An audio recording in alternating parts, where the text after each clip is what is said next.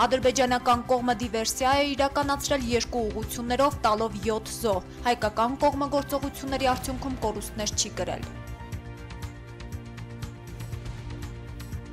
Արցախում սպասվում են մրցակցային ընտրություններ, Սամվել Բաբայանը Մոսկվայից վերադառնում է Արցախ աջակցելու ընդդիմադիր կուսակցությանը։ Այսօր ԲՀԿ-ից հեռանալու մասին հայտարարեցին պատգամավոր Մարտուն Գրիգորյանը, Գյումրիի պետական մանկավարժական ինստիտուտի ռեկտոր Վարդևան Գրիգորյանը, Նոր Հաչինի եւ Բյուրեղավանի քաղաքապետերը։ Կոստանյան Հովսեփյան ամբիցիաների բախումն ու երաշխիք տվողների լռությունը, 1 տասնյակից ավելի ցուցարարների մեղադրանք է առաջադրվել։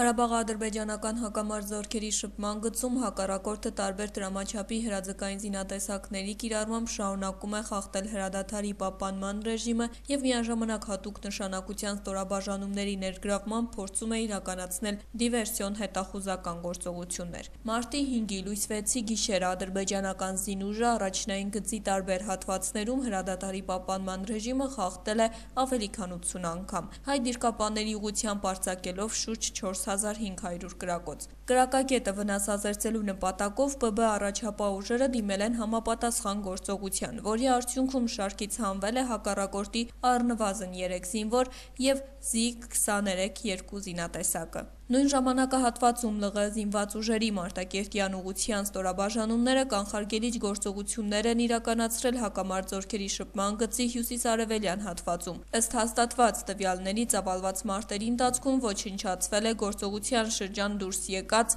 ադրբեջանական հատուկ նշանակության ստորաբաժանման 4 զինծառայող։ Վերոնշյալ գործողությունների ժամանակ հայկական կողմը կորուստներ չի ունեցել։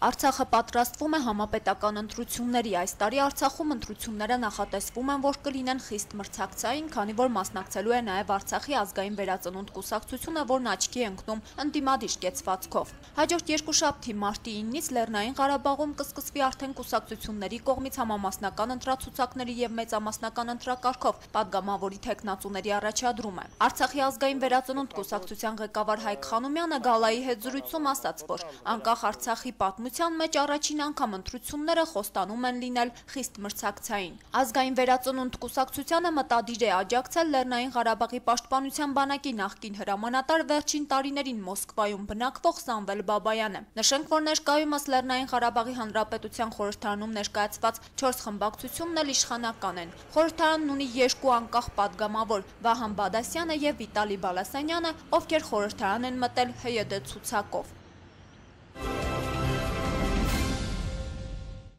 Այսօր Բարգավաճ Հայաստան կուսակցությունից հեռանալու մասին հայտարարեց պատգամավոր Մարտուն Գրիգորյանը։ Նրա գրասենյակի կողմից տարածված հայտարարության մեջ նշվում է, որ քննարկումների արդյունքում Մարտուն Գրիգորյանը որոշել է դուրս գալ Բարգավաճ Հայաստան կուսակցության շարքերից, պահպանելով ընկերական հարաբերություններ Գագիկ Ծառուկյանի եւ ԲՀԿ-ական գործընկերների հետ։ Ավելի վաղ ԲՀԿ-ից հեռանալու մասին հայտարարել էին Նոր Հաչինի եւ Բյուրեղավանի քաղաքապետերը, Գյումրիի պետական մանկավարժական ինստիտուտի ռեկտոր Վարդևան Գրիգորյանը։ Վերջինս թիվ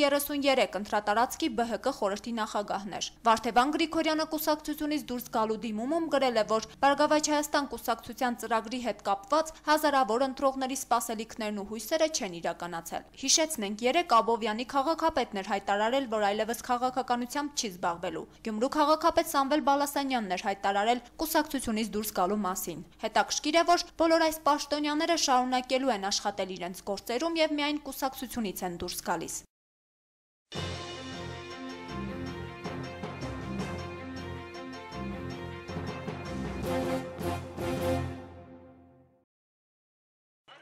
Գյումրիում հունվարի 15-ին տեղի ունեցած բախումների պատճառով հարուցված քրեական գործի շրջանակներում մեղադրանք է առաջադրվել 1 տասնյակից ավելի ցուցարարների։ Հիմնականում Հայաստանի Հանրապետության քրեական օրենսգրքի 258-րդ հոդվածի 3-րդ մասի առաջին եւ երկրորդ կետերով։ Այն է խուլիգանություն եւ հասարակական կարգի կոպիտ խախտում, որը զուգորդվել է իշխանության ներկայացուցչին դիմադրություն ցույց տալով։ Գալայի հետ զրույցում այս տեղեկությունը հաստատեցին ինչպես գլխավոր դատախազությունից, այնպես էլ Հայաստանի Հանրապետության քննչական կոմիտեից։ Ցուցարարների նկատմամբ որպես խափանման միջոց ընտրվել է ստորագրությունը երկրից չհեռանալու մասին։ Հարուցված քրեական գործի շրջանակներում այժմ նախաքննություն է ընթանում, եւ դեռևս հայտնի չէ վերջնական ինչ քրեաիրավական գնահատական կտրվի։ Այդ անձանց գործը կհասնի դատարան, թե գործերը կկարճվեն։ Ու այս ամենն այն բանից հետո, երբ գլխավոր դատախազ Գևորգ Կոստանյանը հունվարի 15-ի ուշ երեկոյան Գյումրիում տեղի ունեցած ակցիաներից հետո Շիրակի մարզի դատախազության շենքի դիմաց հավաքված քաղաքացիներին վստահեցրեց եւ խոստացավ, թե հետապնդումներ ցույցի մասնակիցների նկատմամբ չեն լինելու։ Այդ հայտարարությունը հնչեց այն բանից հետո, երբ ցուցարարները պնդեցին, թե կմնան եւ կսպասեն դատախազության շենքի դիմաց այնքան ժամանակ, քանի դեռ չեն տրվել երաշխիքներ, որ այդ օրը բերման ենթարկված քաղաքացիներն ազատ կարձակվեն եւ հետապնդումներ ցույցի մասնակիցների նկատմամբ չի իրականացվի։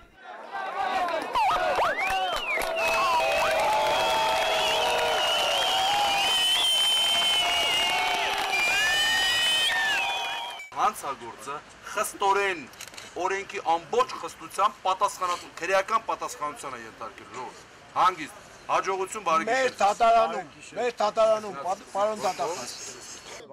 Այդ օրը ցուցարարներին հանգստացնող եւ տուն ճանապարհող падգամավոր Մարտուն Գրիգորյանն ու Շիրակի թեմի առաջնորդ Միքայել եպիսկոպոս Աջապահյանը եւս հորդորեցին չանհանգստանալ եւ հանգիստ խղճով տուն գնալ, քանի որ ինչպես հայտարարեցին, բանակցությունների արդյունքում պայմանավորվածություն էր ձեռք բերվել, որ ամեն ինչ ցուցարարների սրտով է լինելու։ Չականը ոստիկանությունում եղած մարդկանց ոչ մեկի բերման չեն ենթարկելու, ամեն մեկը հանգիստ, առանց անկարգության, առանց խնդիրների, առանց պրոբլեմների գնացեք, ամեկը ձեր տուն։ Հայաստանի Հանրապետության գլխավոր դատախազության հանրային կապերի վարչության մասնագետներին հիշեցրեցինք Գևորգ Կոստանյանի հունվարի 15-ին Գյումրիում ցուցարարների առաջ տված խոստման մասին։ Սակայն այնտեղից փոխանցեցին, որ դատախազական մարմինն իրականացնում է իր վերահսկողական գործառույթները եւ որ իրավապահ մարմիններն իրականացնում են գործողություններ, որոնք օրենքով են սահմանված։ Փոխանցեցին նաեւ, որ ցուցարարների դեմ առաջադրված մեղադրանքների գործով քննչական կոմիտեն է զբաղվում, իսկ դատախազությունն ընդամենը վերահսկողի դերում է։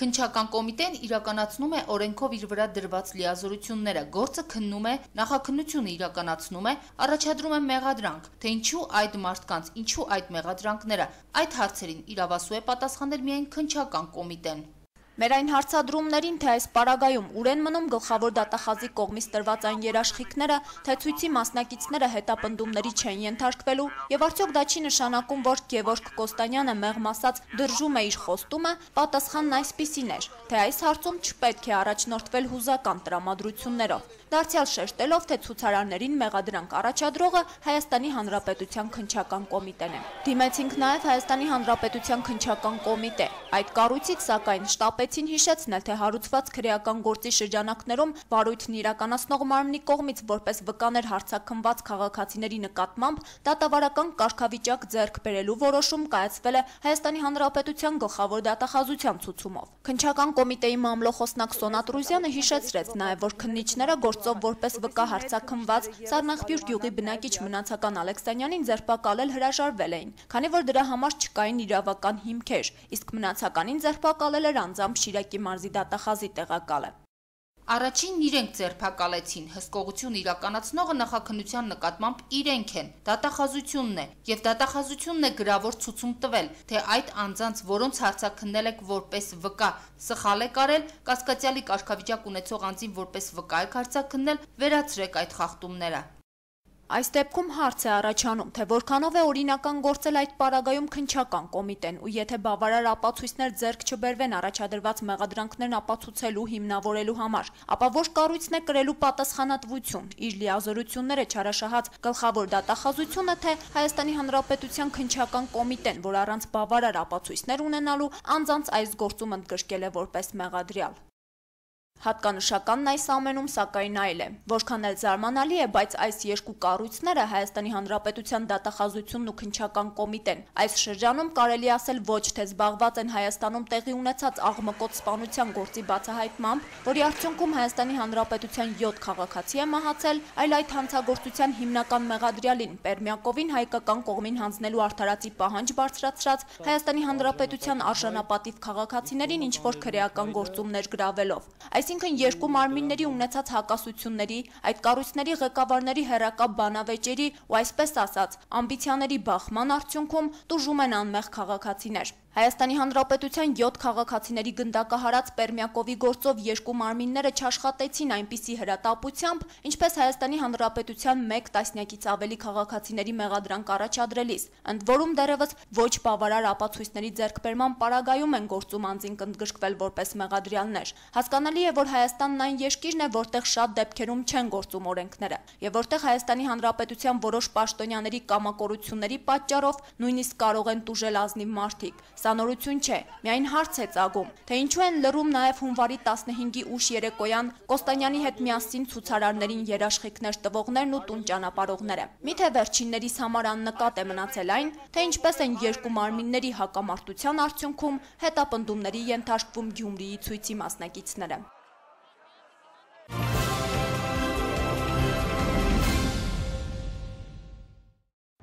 Իսլամական պետության զինյալները ոչնչացնում են ներկայիս Իրաքի տարածքում գտնվող հնագույն ասորական Նիմրուդ քաղաքը։ Ահաբեկիչները բուլդոզերներ են գործի դրել եւ ավերակների վերածել պալատի մուտքի մոտ գտնվող խոշոր արձանախմբերը։ Ասորական Աշուր II արքայի պալատը գտնվում է զինյալների կողմից գրավված Մոսուլ քաղաքից 20 կիլոմետր հեռավորության վրա։ Անցյալ շաբաթվա ընթացքում իսլամիստները հրապարակել էին տեսագրություններ, որտեղ պատկերված էր, թե ինչպես են նրանք ջանասիրաբար ոչնչացնում Մոսուլի թանգարանի ցուցանմուշները, հնագույն Նինվեի անգին ժառանգությունը։ Նիմրուդ քաղաքը հիմնվել է մեր թվարկությունից առաջ 19-րդ դարում։ Իսլամիստ զինյալները այնտեղ նաև զբաղվում են թալանով։ Հաղորդվում է, որ լուրջ վտանգ է սպառնում նաև Իրաքի Նայվանա նահանգում գտնվող Էլ-Խաթիրա քաղաքին, որն ունի 2000 տարվա պատմություն եւ ՅՈՒՆԵՍԿՕ-ի մշակութային ժառանգության ցանկում է։